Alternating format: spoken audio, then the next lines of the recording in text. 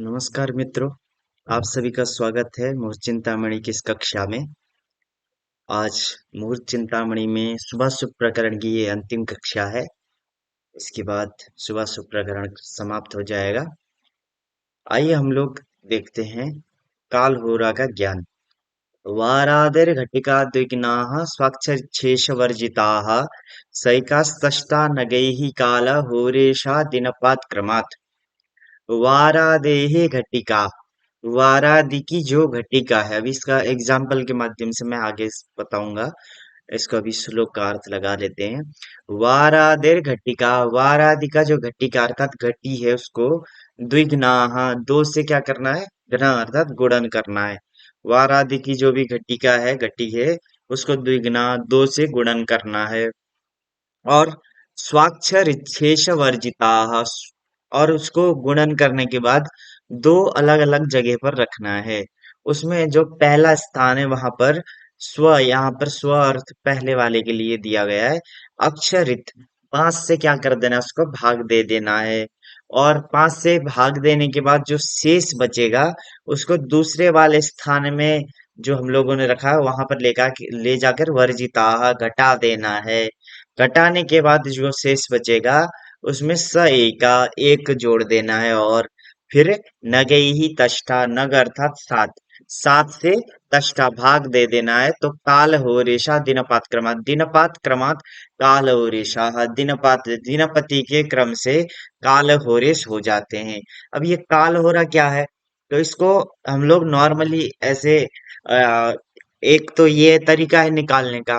दूसरा एक साधारण तरीके से हम लोग जान सकते हैं कि जो काल हो रहा होता है वह जैसे एक ही दिन में सात के सात ग्रहों का वार एक क्रम से रिपीट होता है। तो यही आगे इसके बाद वाले श्लोक में मुहूर्त चिंतामणि में कहा गया है कि यदि कोई कार्य उस वार में निषेध किया गया है तो आप उसको उसके काल होरा में कर सकते हैं। तो काल होरा प्रत्येक दिन एक एक घंटे के लिए हर एक ग्रह की काल हो रहा आती है। और वो जो काल हो रहा होती है वह दिनपति के क्रम से शुरू होती है। तो इसको एक बार और देख लेते हैं।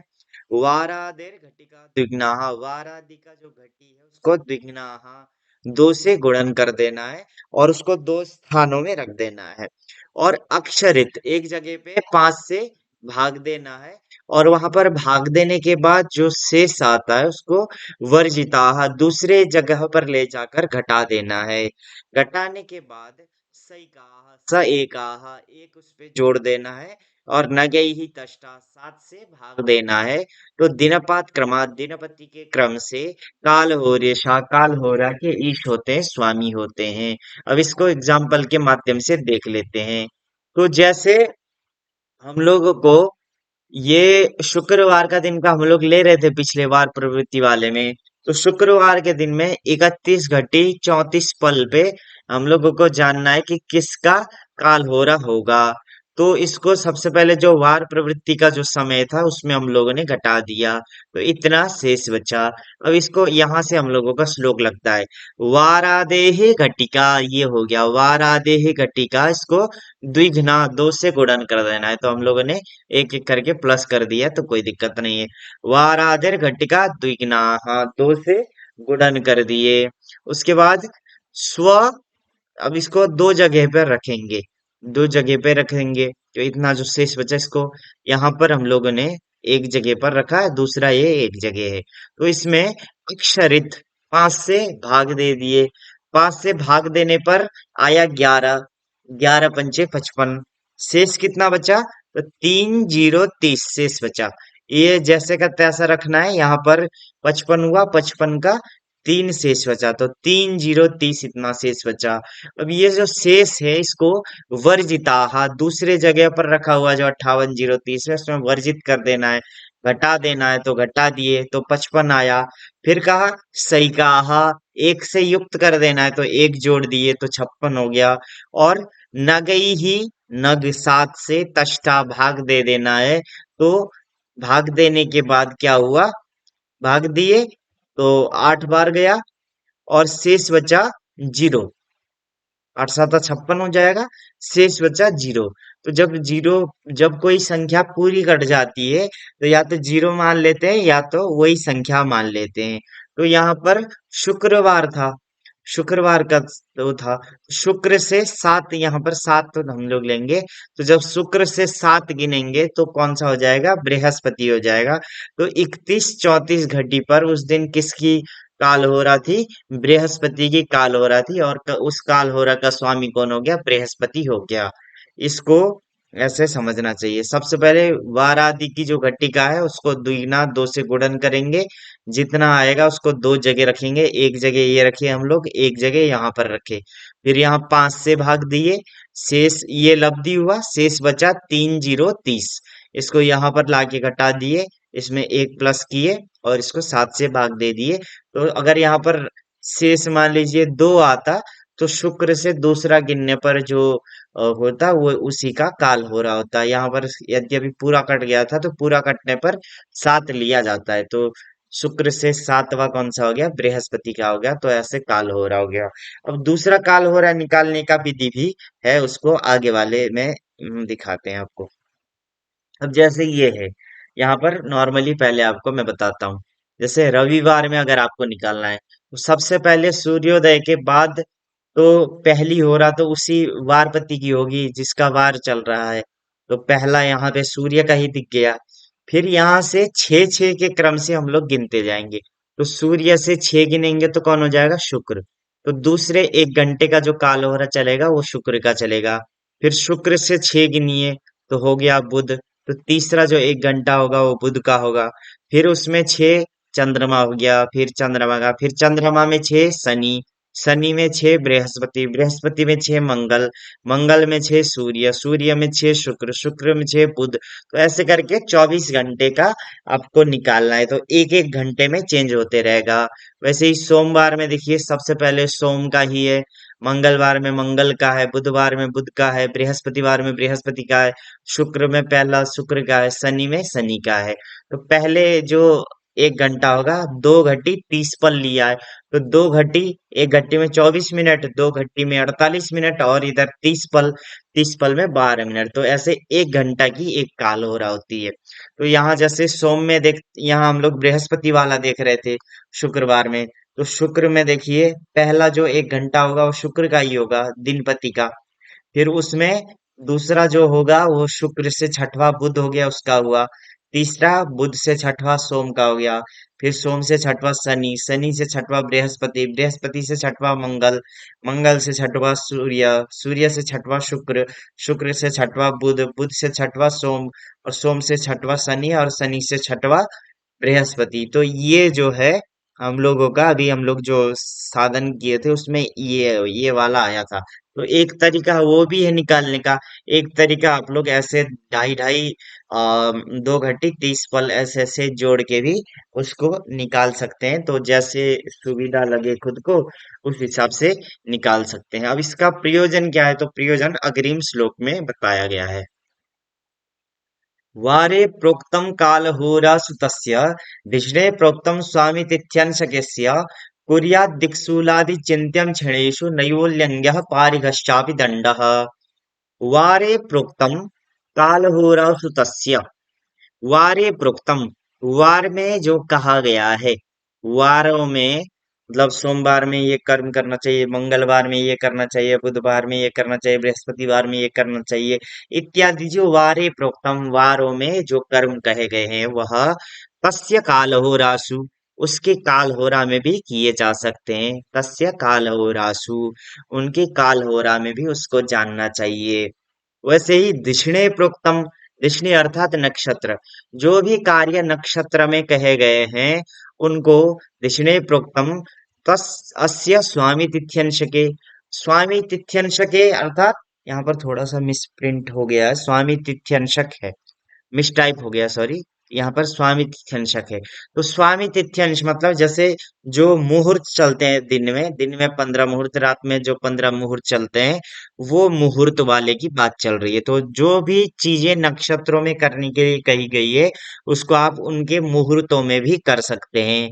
स्वामी तिथ्यंशकस्य कुर्यात करना चाहिए, कर सकते हैं। और दिक्सूलादि चिंत्यम क्षणेषु, क्षणेषु यानी कि मुहूर्तेषु, उन मुहूर्तों में भी, वैसे समय में भी दिक्सूलादि चिंत्यम, दिक्सूल इत्यादि का चिंतन करना चाहिए। ये नहीं करना चाहिए कि नक्षत्र में जो चीज कहा गया है उसको उसकी काल होरा में या सॉरी उसके मुहूर्त में कर सकते हैं बोल के दिक्सूल इत्यादि का चिंतन बिना किए यात्रा इत्यादि नहीं करना चाहिए। मतलब ये सब होने के बाद भी दिक्सूल आदि चिंतन, दिक्सूल आदि का चिंतन करना ही चाहिए। और नैव उल्लंघः पारिगश्चापि दंडः, पारिगः दंडश्चापि नैव उल्लंघः, और इसी प्रकार से परिग और दंड इत्यादि का भी नैव उल्लंघः, कभी उल्लंघन नहीं करना चाहिए। इनको भी ध्यान में रखना चाहिए। ये नहीं कि मुहूर्त में कर सकते हैं तो बिना कुछ देखे करने लग जाए, तो ऐसा नहीं करना है। तो जैसे यहाँ पर ये तो मुहूर्त मतलब नक्षत्र वाला हो गया। अब वार वाला देखते हैं कि वार वाला सिस्टम क्या है। जैसे मान लीजिए कि शनिवार को, मंगलवार को, रविवार के दिन में बाल काटना क्या है, निषेध किया गया है। लेकिन आपको अर्जेंट कहीं जाना है, आपको कटवाना जरूरी है, तो ऐसे में आप क्या कर सकते हैं? तो ये कर सकते हैं कि जब बुधवार आ जाए, शुक्रवार आ जाए अथवा बृहस्पतिवार आ जाए, ऐसे समय में कर सकते हैं। कहने का मतलब ये है, जैसे मंगलवार का यहाँ पर उदाहरण लेते हैं। तो मंगलवार के दिन मान लीजिए आपको बाल कटाना है, तो आप कटा तो सकते हैं नहीं नियम के हिसाब से, क्योंकि वहां पर कहा गया है दंत क्षौर नख क्रियात्र भीता चौलोदिते वारभे पातंग्यार रविन विहाय कहा है। तो आरा आ गया, मंगल आ गया है। तो या ऐसे में क्या कर सकते हैं, तो जब शुक्र की होरा आ जाए, ये शुक्र की काल होरा आ जाए, ऐसे समय में आप बाल कटा सकते हैं। जब बुध की काल होरा आ रही हो तब कटा सकते हैं, सोम की काल होरा आ रही हो तब कटा सकते हैं। यद्यपि ज्योतिष में बृहस्पति का भी निषेध नहीं दिखता है, लेकिन धर्मशास्त्र इत्यादि में बृहस्पति का निषेध देखने को मिलता है। इसलिए शुक्रवार, बुधवार और सोम की जब काल हो रहा है, तो ऐसे समय में आप उस कार्य को कर सकते हैं। तो काल हो रहा, ऐसे इसका चिंतन किया जाता है। वारे प्रोक्तम, वारों में जो कहा गया है वह तस्य काल हो रासु, तस्य काल हो रासु भी प्रोक्तम, उसके काल हो रहा में भी उसको जानना चाहिए, उसको बताना चाहिए। और दिशने प्रोक्तम, नक्षत्र में जो बताए गए हैं कार्य, वह स्वामी तिथ्यंश के, उसका जो स्वामी तिथ्यंश अर्थात जो मुहूर्त आता है दिन में, उसमें भी जानना चाहिए। लेकिन इसमें भी दिक्सूल आदि चिंतन, दिक्सूल इत्यादि का चिंतन करना चाहिए। उनमें उन जो क्षणेषु, उन मुहूर्तों में भी दिक्सूल इत्यादि का चिंतन करना चाहिए। और नैव उल्लंघः पारिगश्चापि दंडः, पारिगः दंडश्चापि नैव उल्लंघः, पारिग और दंड, ये जो दो है, परिग और दंड इत्यादि को भी नैव उल्लंघः, कभी भी इनका उल्लंघन नहीं करना चाहिए। इसको इस प्रकार से जानना चाहिए। अब देखते हैं आगे, ये सुभाषित प्रकरण का अंतिम श्लोक है। आइए इसको देखते हैं। मन्वाद्या स्त्री तिथि मदौ तिथिरवि ऊर्जे शुचौ तिथि ज्येष्ठेन ते च तिथिस्तुषे नवतपस्य स्वः सहस्या सहस्ये शिवाः भाद्रग्निश्च सिते त्वमाष्ट नवसः कृष्णे युगाद्याः सिते गोग्नि बाहुल राधयोर्मदनदर्शी भाद्रमागा सिते। अब यहाँ पर जो चीजें बताई गई है, जो मनु है, मनु आदि का प्रारंभ होने का समय, मतलब प्रारंभ होने की तिथियां, और साथ में जो चारों युग है, उन चारों युगों के प्रारंभ होने की तिथियां यहाँ पर बता दी गई है। मनवाद्याह, यानी कि जो मनु आदि है वह मधु, मधु अर्थात चैत्र मास में, चैत्र मास में तृतीया तिथि और तिथि अर्थात 15, ये तीन, और तिथि अर्थात 15 यानी कि पूर्णिमा, अर्थात चैत्र मास की तृतीया तिथि और चैत्र मास की पूर्णिमा तिथि। और यहाँ पर एक शब्द लास्ट में आएगा सीते, इसको हम लोगों को यहाँ यहाँ तक हर चीज में सीते अर्थात शुक्ल पक्ष ही लेके चलना है। तो मधु अर्थात चैत्र मास में शुक्ल पक्ष में, जो चैत्र मास की शुक्ल पक्ष की जो तृतीया तिथि है, और चैत्र शुक्ल की जो पूर्णिमा है, पूर्णिमा तो ऑब्वियसली शुक्ल में ही होगी, तो इसमें तो बताने का जरूरत भी नहीं है। तो ये दो तिथियां हो गई। इसको लाइन वाइज जो है मैं आगे चार्ट में आपको बताऊंगा। अभी ये ध्यान रखिए कि मनु आदि जो 14 मनु होते हैं, उनके प्रारंभ होने का समय क्या क्या है, तिथियां। तो चैत्र मास में शुक्ल पक्ष में तृतीया तिथि और पूर्णिमा तिथि। उर्जे उर्ज अर्थात कार्तिक, कार्तिक मास में शुक्ल पक्ष में तिथि पूर्णिमा हो जाएगा। और रवि द्वादशी, कार्तिक शुक्ल द्वादशी, ये दो हो गए, तिथि पूर्णिमा और रवि द्वादशी। उर्ज अर्थात कार्तिक मास में।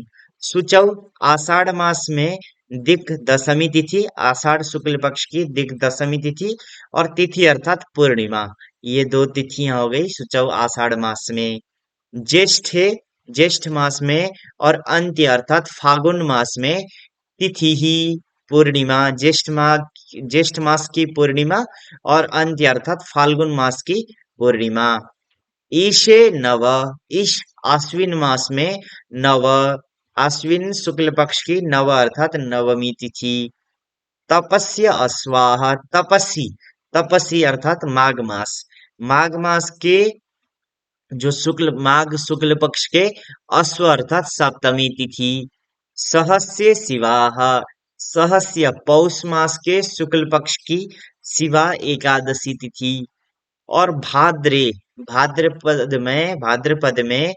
भाद्रपद के शुक्ल पक्ष की अग्नि अर्थात तृतीया तिथि। और ये यहां तक शुक्ल पक्ष को लेके चलना था। अब इसके बाद कहा नवसह अमा अष्ट, नवसह कृष्ण पक्ष, नवसह अर्थात जो श्रावण जो मास है, नवसह श्रावण मास के कृष्ण पक्ष की जो अमावस्या, क्योंकि अमावस्या तो कृष्ण पक्ष में ही होती है तो इसमें बताने की जरूरत नहीं है।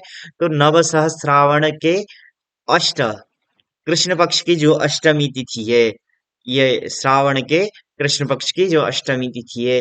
इतने हो गए हमारे ये हो गया कृष्णे नवसः अमा अष्ट, यहाँ तक हो गया मनवाद्याह, मनु आदि का समय। अब इसके बाद युगाद्याह, युगादि का प्रारंभ कब होता है? तो सीते अर्थात शुक्ल पक्ष में। तो बाहुल राधयोः सीते गोगनी, बाहुल कार्तिक मास और राधा बैसाख मास। तो कार्तिक मास के सीते शुक्ल पक्ष के गो अर्थात तृतीया तिथि, सॉरी गो अर्थात नवमी तिथि में, कार्तिक मास के कार्तिक शुक्ल पक्ष के गो अर्थात नवमी तिथि में। उसके बाद राधा बैसाख जो शुक्ल पक्ष है उसके अग्नि तृतीया तिथि हो गई। और असिते भाद्र माघ, भाद्र पक्ष का असित अर्थात भाद्रपद का असित अर्थात कृष्ण पक्ष, और माघ का असित माघ का कृष्ण पक्ष। तो भाद्रपद की जो कृष्ण पक्ष की मदन अर्थात त्रयोदशी तिथि है वह, और माघ महीने के कृष्ण पक्ष की दर्श अर्थात अमावस्या तिथि। तो इनमें क्रमशः चारों युग होते हैं। तो कार्तिक मास के शुक्ल पक्ष के नवमी तिथि को कौन सा होता है? सत्य, सत्य युग होता है प्रारंभ। उसके बाद बैसाख मास के शुक्ल पक्ष की तृतीया तिथि को क्या होता है? त्रेता होता है। उसके बाद भाद्रपद के कृष्ण पक्ष के त्रयोदशी तिथि को द्वापर, और माघ महीने के जो अमावस्या है उसमें कलयुग का प्रारंभ होता है। अब जो ये मनवादी है उसको मैं आगे आपको एक उसके माध्यम से बताता हूँ। जैसे ये हो गए 14 मनुओं के नाम, 14 मनुओं के नाम यहाँ पर दिख रहे हैं। तो सबसे पहले आया मधु, जो चैत्र मास में शुक्ल पक्ष में तृतीया तिथि में कौन से मनु का प्रारंभ हुआ? स्वायंभुव मनु। उसके बाद चैत्र मास में ही दो तिथियां थी, चैत्र मास के शुक्ल पक्ष के पूर्णिमा में स्वारोचिष मनु का प्रारंभ हुआ। फिर कार्तिक में शुक्ल पक्ष में पंचमी, सॉरी जो पूर्णिमा तिथि है वहां पर औतम। फिर तामस जो है वह कार्तिक शुक्ल पक्ष द्वादशी, रैवत आषाढ़ शुक्ल पक्ष द्वादशी, चाक्षुषा आषाढ़ शुक्ल पक्ष पूर्णिमा, वैवस्वत ज्येष्ठ शुक्ल पक्ष पूर्णिमा, सावरणी फाल्गुन शुक्ल पक्ष पूर्णिमा, दक्ष सावरणी आश्विन शुक्ल पक्ष नवमी, ब्रह्म सावरणी माघ शुक्ल सप्तमी, धर्म सावरणी पौष शुक्ल त्रयोदशी, रुद्र सावरणी भाद्र शुक्ल तृतीया, दैव सावरणी श्रावण कृष्ण अमावस्या, और इंद्र सावरणी श्रावण कृष्ण अष्टमी। तो यहाँ पर भी आप देखेंगे तो लाइन से अगर मनुओं की संख्या गिनेंगे तो एक ये हो जाएंगे, दूसरे ये हो जाएंगे, तीसरे यहाँ पर, चौथे यहाँ पर, पाँच, छ, यहाँ पर सात, और यहाँ पर 2 महीने थे तो 7 8 हो जाएंगे यहाँ पर। और यहाँ पर 9 हो जाएंगे, यहाँ पर 10, और यहाँ पर 11, यहाँ पर 12, फिर 13 और 14। तो इसको इस प्रकार से लाइन से समझना चाहिए। तो यहाँ पर हम लोगों का शुभाशुभ प्रकरण खत्म होता है। अ, हम कोशिश करेंगे कि आगे भी इसको कंटिन्यू करें, क्योंकि मुकुट चिंतामणि हम देखें कि यूट्यूब में कुछ खास किसी ने पढ़ाया नहीं है। और पढ़ाया भी है जिन्होंने, तो उन्होंने पूरा नहीं पढ़ाया है। तो मेरी कोशिश यही रहेगी कि मैं इसको पूरा कर पूरा कर सकूं। अगर आप लोगों को यहाँ तक अच्छा लगा होगा तो चैनल को सब्सक्राइब जरूर करिएगा, और साथ में फीडबैक भी देते रहिएगा कि इसमें क्या सुधार किया जा सकता है, तो वो भी आप लोग बताते रहिएगा। फिर हम लोग आगे नक्षत्र प्रकरण से फिर जुड़ेंगे। हर हर महादेव।